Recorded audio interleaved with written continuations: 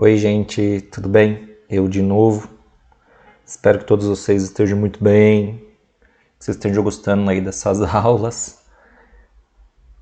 E bora lá, a gente vai falar hoje sobre a aula 14 e 15, que são as fronteiras marítimas do Brasil. Para a gente começar, a gente precisa entender um pouquinho sobre as bases, né? O que são essas fronteiras marítimas? Primeiro que a gente tem um mapa aqui na direita que mostra pra gente, né, o litoral brasileiro.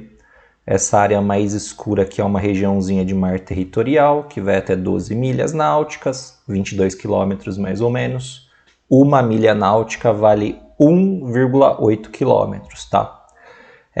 Depois a gente tem uma cor um pouco mais clara, que é a zona econômica, e tem essa área aqui na cor salmão, que ela é o limite da plataforma continental brasileira. A gente vai falar sobre esses termos melhor, mas basicamente é que a fronteira marítima ela é extremamente importante para o Brasil porque é nessas áreas que a gente também pode ter exploração econômica. Então, os limites do Brasil eles não são simplesmente limites continentais, limites sólidos. A gente também tem limites dentro do mar, tá? E por que a gente tem esses limites e por que a gente precisa cuidar? É bastante simples. Nessas regiões, a gente tem bastante recurso no subsolo, né? No leito oceânico e no subsolo oceânico, a gente tem a presença de petróleo e gás natural, a gente tem a presença também de peixes, né? A pesca ela pode ser desenvolvida nessas áreas. Então o Brasil ele busca também ter uma soberania maior dentro do território marítimo, tá? Sobre o território marítimo é importante a gente saber o que é a plataforma continental que a gente está vendo na corzinha salmão, tá? A plataforma continental nada mais é do que a superfície do relevo que está abaixo do nível do mar e eles são uma extensão, como vocês podem observar aqui, ó, eles são uma extensão da crosta continental. A plataforma continental ela sempre vai ter menos de 200 metros de profundidade. Aliás, aqui nessa imagem que vocês podem observar, inclusive na apostila de vocês na página 393, ela mostra pra gente um perfil continental, né? Onde a gente tem a plataforma continental, que é essa superfície mais plana e próximo ao nível do mar.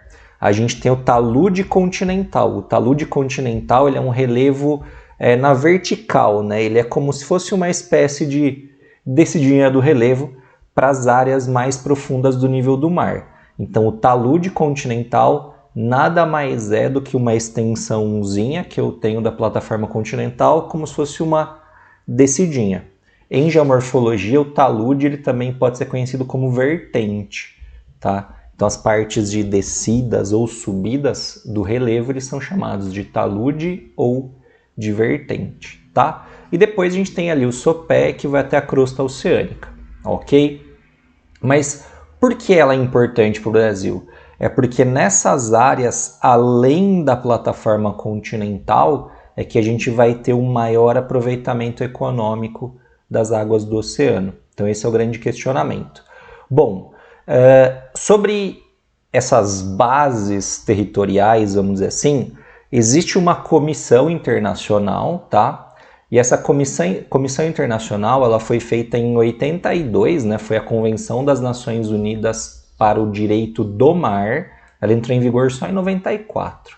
E ela dividiu o relevo marítimo com base nos usos econômicos de 4 formas. O mar territorial, que é aquele azulzinho mais escuro que a gente viu no mapa anterior, tá? Ele tem até 12 milhas náuticas. E aí eu tenho soberania absoluta do país sobre esse território, inclusive soberania aérea. Então, se alguma aeronave quiser cruzar esse espaço, ele precisa ter a permissão do país, tá? Depois a gente tem a zona contígua, tá? A zona contígua, como vocês podem observar aqui, quer dizer, como vocês podem observar não, né? A gente tem aqui o limite do mar territorial, que é o limite da plataforma continental, certo? A zona contígua ela pode se estender até 24 milhas náuticas. Nessa área da zona contígua, o nome já diz, é uma zona contígua, quer dizer que é uma zona junta, que ainda está próxima à regiãozinha do mar territorial. Ela tem apenas 24 milhas náuticas, como eu falei, e ainda nessa área permanece, né, todos os direitos do país, todas as leis fiscais, econômicas, monetárias, as leis de imigração, enfim, só não tem o controle total do espaço aéreo. Então perceba que conforme vai aumentando a distância do litoral, né, da praia, do relevo continental, o país ele vai perdendo a soberania.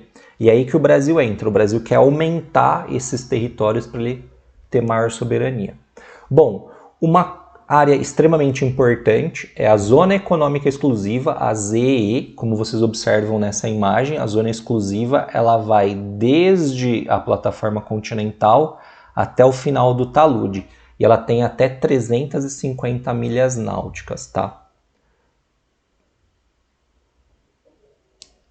Não é 350, ela tem até 200 milhas náuticas. Eu falei errado, então vamos voltar. A Zona Econômica Exclusiva ela tem até 200 milhas náuticas, que agora sim, ela vem até aqui, ó, até a beirinha aqui que eu tenho da plataforma continental. Quando a gente entra no talude e no fundo oceânico, a gente vai entrar na plataforma continental jurídica. Mas vamos lá, a Zona Econômica Exclusiva, o nome já diz. O país que está nesse litoral, que está nessa área próxima, ele tem direito à exploração econômica dos recursos naturais. Pesca, né, recursos vivos ou não vivos. Exploração de petróleo e gás natural, por exemplo.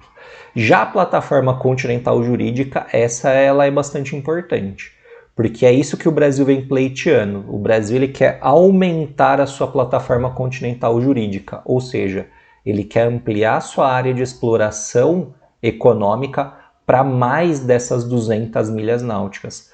Ela pode se estender normalmente até 350 milhas náuticas ou até mais, dependendo da forma do relevo presente dentro desse país.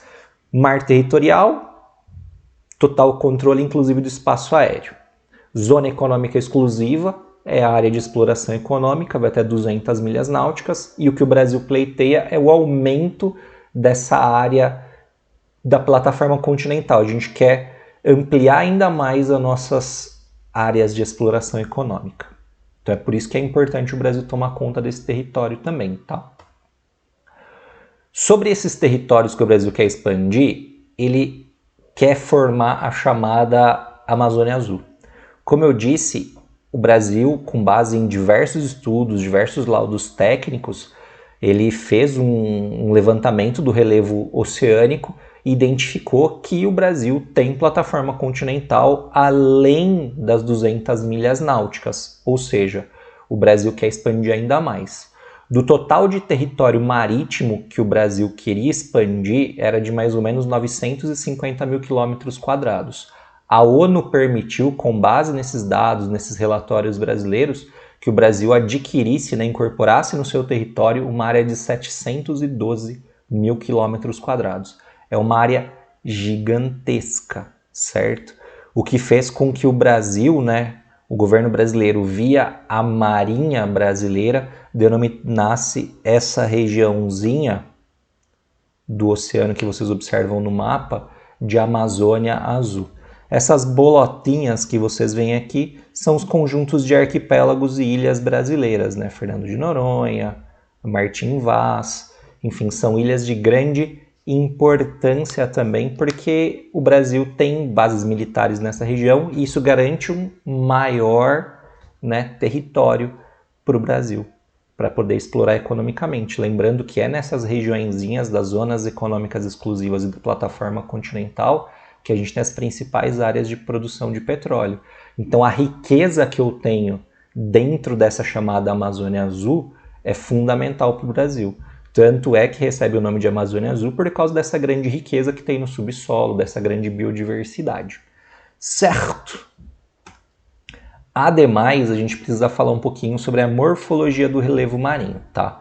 A gente tem 5 grandes formas dentro do relevo marinho. A primeira é a plataforma continental, aquela superfície mais plana, perto do nível do mar, sempre com menos de 200 metros de profundidade.